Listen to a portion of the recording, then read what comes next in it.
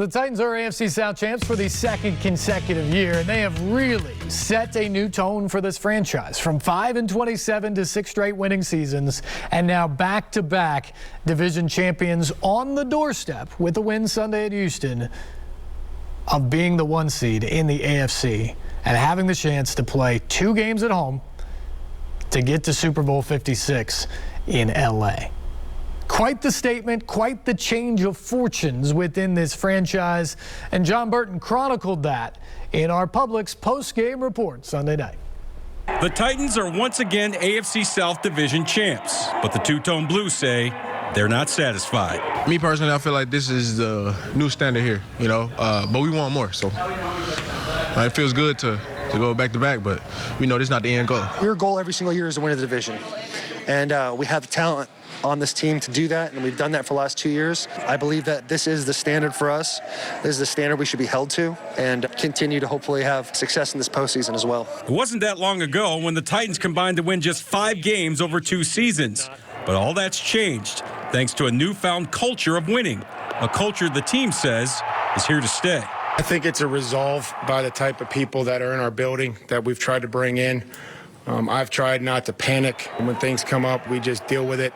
In the past, there wasn't that mentality. I think last year there was, and the year before that, but those past coaches didn't set that mentality. And Vraves has done that. We really believe that.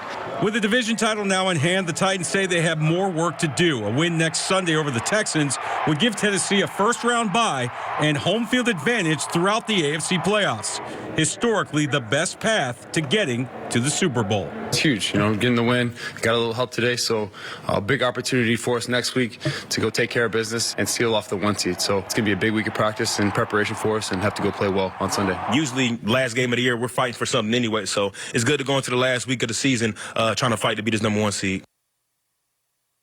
You know what time it is. It's time to break it down with Jonathan Hutton and his keys to the game. And once again, it all starts with the defense, Jay Hutt. They get 2 turnovers today and only give up 3 points. They smothered Miami throughout the entire day, JB. Tua completed just 47% of his passes. It's the lowest percentage of his career as a full-game starter. That's part weather and larger part solid defense, thanks to the work they did on 1st and 2nd down. The Dolphins faced 3rd and 7+ 10 times today. They converted only 2 of those. And early down disruption, that led to that success on their 3rd down defense. Great play on all 3 levels. This defense is so much improved over last year, and offensively, they took advantage of seemingly every opportunity. Todd Downing called a great game. They put up 34 points, and they protected Ryan Tannehill. They did a really nice job. That's back-to-back weeks now that Tannehill wasn't sacked until the second half today, and he didn't have a turnover either. And coming into the game, the Dolphins pass rush, that was a real concern, but the game plan worked. He attempted just 18 passes the entire game. That's the lowest total for Tannehill over the last 2 seasons. He was 6 of 7 in the second half with a touchdown pass, and he took care of the football. It was great execution all around offensively. Well, the Titans hope to get Derrick Henry back for the playoffs. We got more on that coming up, but they didn't need him today with D'Onta Foreman going for over 100 yards for the 3rd time in the last 5 games. He averaged 5 yards per carry. He got going early. Foreman had 61 yards and a touchdown in his first 12 carries. The Titans have the ability to shorten games, and that plan has worked the last 2 weeks. When combining the 49ers and Dolphins wins, they're 11 for 18 on 3rd downs in the second half, and that's because they're running the football so effectively, and that starts with D'Onta Foreman. Since week 12, Foreman is the 4th leading rusher in the NFL with 413 yards, and he's averaged over 4.5 yards per carry. And today, a season-high 26 carries, a season-high 132 yards, and 3 of those went for 10 or more yards, including the 35-yarder that essentially put this game away.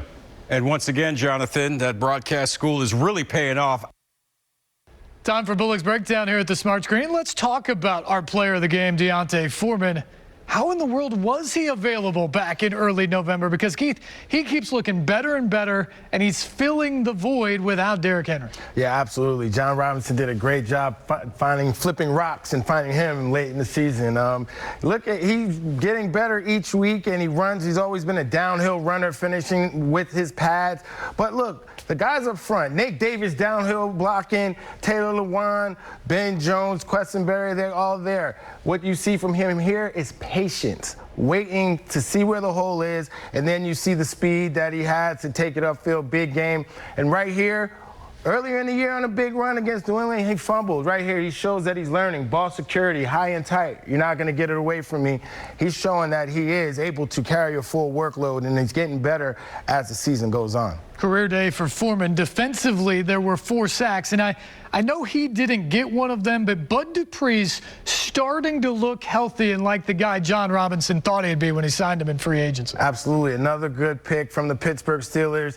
Look, sometimes you just have to have a high motor, and that's what Buddy Dupree brings. He might not be the sack master he was early in his career at Pittsburgh, but he is always on top of the quarterback. Right there, Tua had a guy wide open, but he rushed it because he knew pressure was coming. Here again, Buddy Dupree is always on him, and that also brings the level of his other teammates around him to a higher level as well. Right here, unfortunately, he hits him high. Anytime you hit the quarterback in the head, you're going to get a penalty. But what I love is the motor. I love his relentless pursuit, his pressure on every time he's in the game. And it brings guys like Danico Autry, Jeff Simmons. So anytime you add a vet that comes from a team that knows how to win, he's going to bring something good to the locker room. And what we didn't see on that final play is he beat 2 linemen.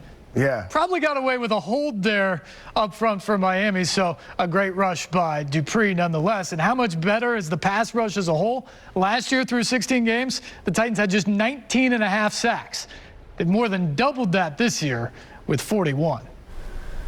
Yeah, big stuff there. And now we go to our final analysis as we dive into some stuff thinking ahead about this Titans team, starting with the game Sunday in Houston.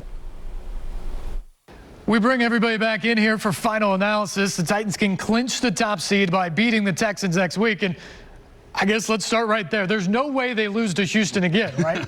No way. They let one go earlier in the year. They're not letting it happen again. I hope not. I mean, 5 turnovers is what happened the last time these teams faced. A fumble on special teams and then 4 Tannehill interceptions. That can't happen again, especially with everything that's at stake. And a win would give the Titans home field advantage throughout the AFC playoffs. But guys, this week we heard former Titan Logan Ryan describe the Titans fan base as non-existent.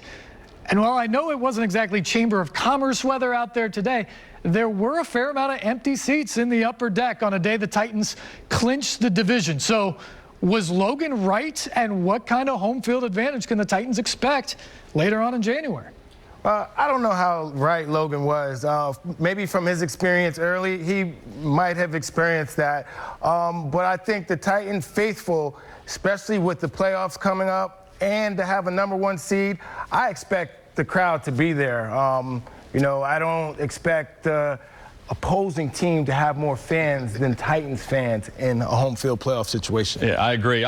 Logan actually called me this week, and he regrets saying that the fan base was non-existent during his time here. And then he chatted about what he was going to tweet about, which was he looks forward to watching his former team play in the postseason while he sits at home on the couch playing for the New York Giants. So he foot and mouth there.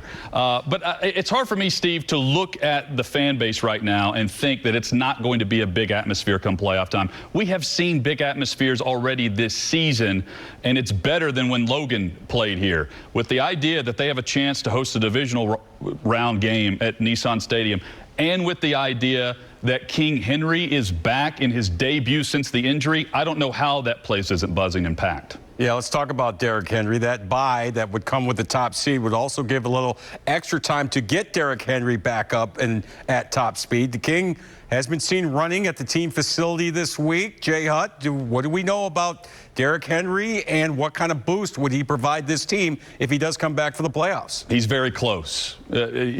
Clay Travis at Outkick reported this week over the weekend Henry was running at practice solo, and he was running at full speed without a noticeable limp. That is huge because he's on track.